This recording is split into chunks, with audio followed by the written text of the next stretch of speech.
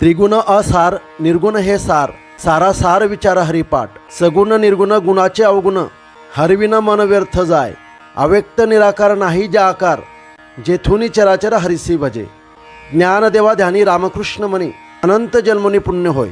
या अभंगात श्री ज्ञानेश्वर महाराज सांगतात की त्रिगुणात्मक जगत माया कार्य असल्यामुळे मिथ्य आहे व अधिष्ठान रूप निर्गुण ब्रह्म सत्य आहे. हा सारासाराचा निर्णयात्मक विचार होण्यास हरिनामाचे चिंतन हाच उत्तम उपाय आहे. कारण नामस्मरणाने चित्त शुद्ध होते.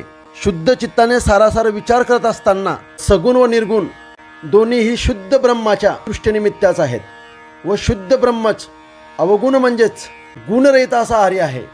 त्या हरीच्या ठिकाणी मन लावले तरच ते निवृत्तीला प्राप्त होईल, अन्यथा शुद्ध हरीच्या चिंतनाशिवाय ते व्हायला जाईल.